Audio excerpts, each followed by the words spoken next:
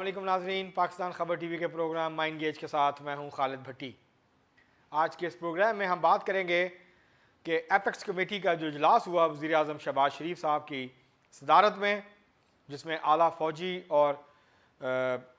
Civil حکام جو ہیں وہ شریک ہوئے، اس میں یہ فیصلہ کیا گیا کہ عزم استحکام پاکستان کے نام سے ایک نیا آپریشن جو ہے وہ لانچ کیا جائے گا، اور اس کا مقصد پاکستان میں دہشت گردی اور انتہا پسندی کا خاتمہ ہے۔ دہشت گردی جو کہ دوبارہ سے جڑیں پکڑ رہی ہے، دوبارہ سے سر اٹھا رہی ہے،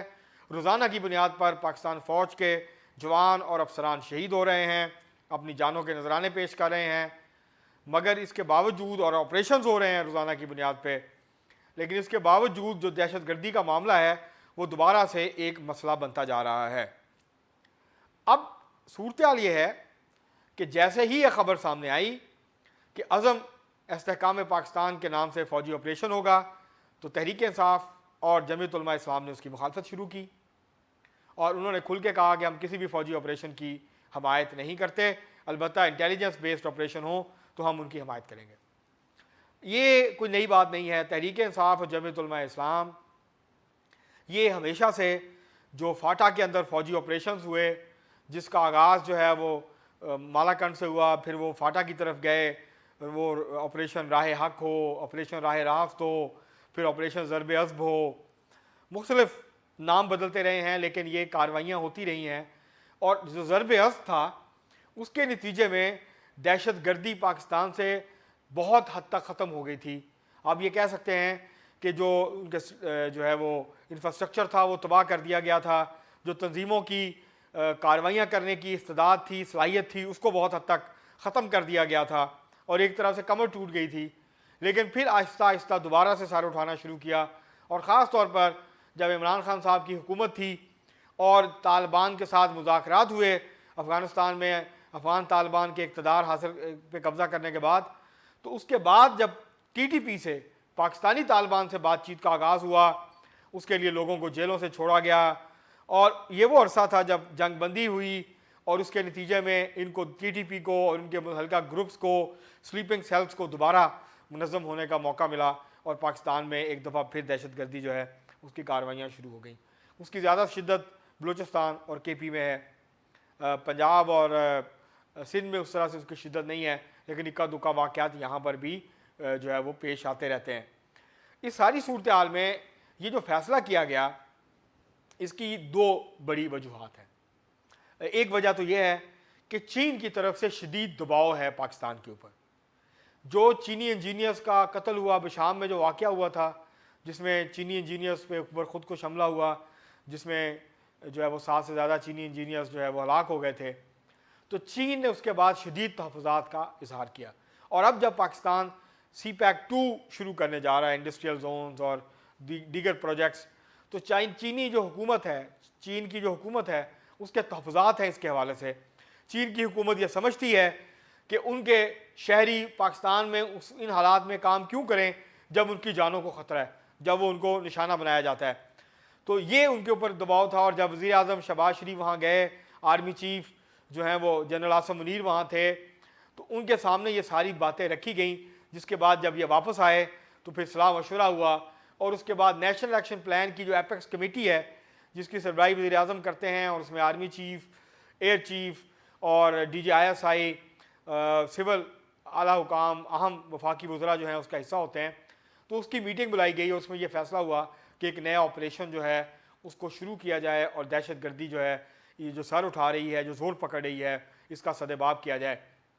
اب مختلف لوگ اس کے اوپر اپنے تحفظات کا اظہار کر رہے ہیں۔ اس کی وجہ ماضی کے تجربات ہیں۔ جیسے میں نے پہلے عرض کیا کہ ایک نہیں، اب تک 6 سے 7 آپریشن ہو چکے ہیں، مختلف ناموں سے، نام چینج ہوتا ہے، آپریشن ہوتا ہے، کسی حد تک حالات بہتر ہوتے ہیں، پاکستان میں سیکیورٹی سچویشن بہت بہتر ہو جاتی ہے، اس کے بعد پھر معاملات اپنی پرانی ڈگر پہ چلے جاتے ہیں، اور نیشنل ایکشن پلان میں جو چیزیں طے ہوئی تھیں اس کے اوپر پوری طرح سے عمل درآمد نہیں ہوتا۔ نیشنل ایکشن پلان کے اب بھی بہت سارے نکات ایسے ہیں جس کا عمل درآمد نہیں ہوا۔ صرف دہشت گردی جو ہے وہ خطرہ نہیں ہے پاکستان کے لیے، جو مذہبی انتہا پسندی ہے وہ بھی بہت بڑا خطرہ ہے۔ جب کسی کو محض ایک الزام کی بنیاد پہ جان سے مار دیا جائے، زندہ جلا دیا جائے، اس کی بے حرمتی کی جائے،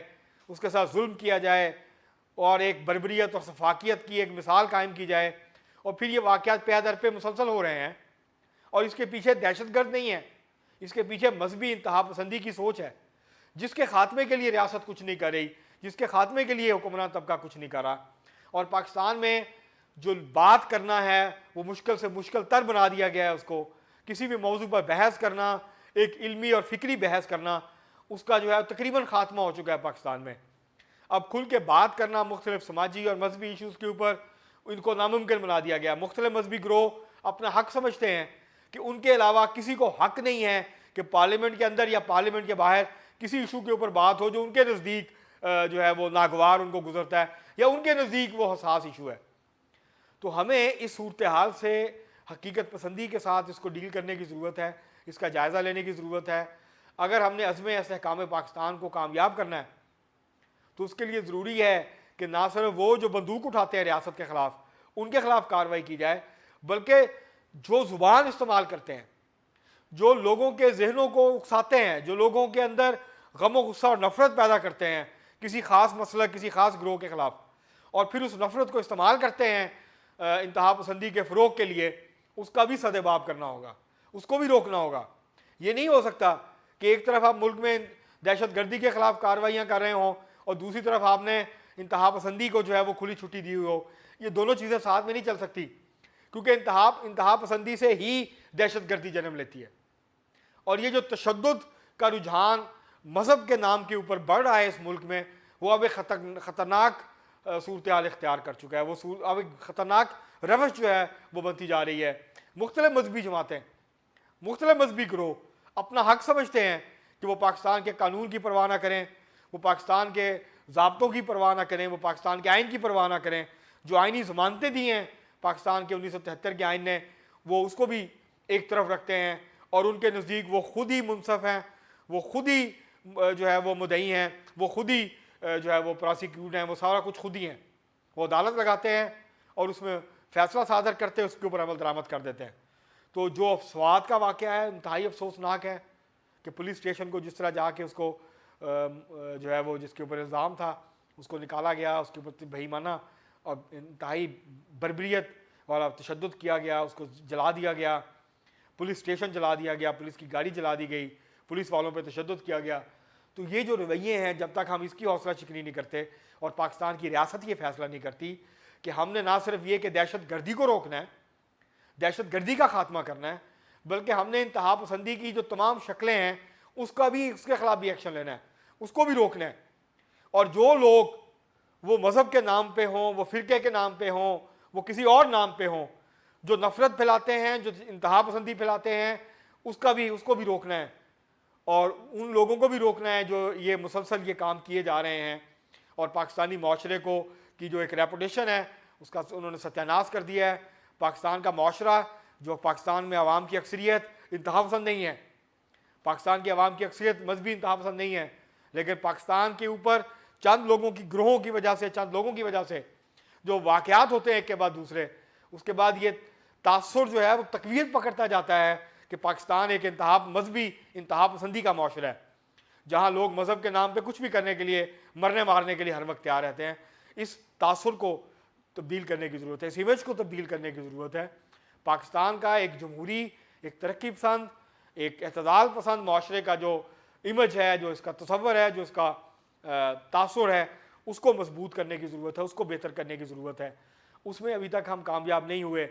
تو اس لیے تحریک انصاف نے تمام آپریشنز کی مخالفت کی، پہلے بھی کی، جمعیت علماء اسلام نے بھی کی، یہ کوئی نئی بات نہیں ہے، وہ اب بھی کریں گے، لیکن ایک کمپریہنسو اسٹریٹجی بننی چاہیے۔ اس میں پک اینڈ چوز نہیں ہونا چاہیے کہ جہاں حکمران طبقے کا مفاد ہے ان گروہوں کو کھلی چھٹی دے دی جائے، اور جہاں حکمران طبقے کا مفاد ہے کچھ گروہوں پہ چڑھائی کر دی جائے۔ ایک کمپریہنسو نیشنل ایکشن پلان کی ضرورت ہے اگر ہم نے انتہا پسندی کا خاتمہ کرنا ہے، اگر ہم نے سرگودا، جھڑاوالا اور سوات جیسے واقعات کو روکنا ہے، پاکستان کو کے اندر جو تشدد بڑھ رہا ہے اگر ہم نے اس کو روکنا ہے، تو اس کے لیے ضروری ہے کہ کمپریہنسو اسٹریٹجی بنائی جائے، دہشت گردی کا بھی خاتمہ کیا جائے، ساتھ ساتھ انتہا پسندی جو ہے اس کے ساتھ بھی ڈیل کیا جائے، اس کا بھی خاتمہ کیا جائے۔ تو ممکن ہے کہ پاکستان کو دوبارہ سے ایک اعتدال پسند، ایک جو ہے وہ نارمل معاشرہ بنایا جائے، جو کہ ایک اب نارمل معاشرہ بنتا جا رہا ہے۔ انتہا پسندی اور نفرت جو ہے وہ اس کے جو جذبات ہیں، اس کے جو خیالات اور سوچ ہے وہ زیادہ تیزی کے ساتھ پنپ رہی ہے. تو اس کے لیے صرف فوجی آپریشن کافی نہیں ہے، بلکہ اس کے لیے کمپریہنسو اسٹریٹجی چاہیے تاکہ لوگوں کے ذہن کو تبدیل کیا جائے. انتہا پسندی کے خلاف جو ہے ایک نظریاتی جنگ جو ہے، ایک نظریاتی لڑائی جو ہے، ایک نظریاتی جدوجہد اس ملک کے اندر کی جائے تاکہ یہاں پاکستان کا جو تاثر ہے اندر اور باہر اس کو تبدیل کیا جائے اور پاکستان کو ایک محفوظ ملک کے طور پہ جو ہے وہ دنیا کے سامنے پیش کیا جا سکے. اب تک لیے اتنا ہی، بہت شکریہ.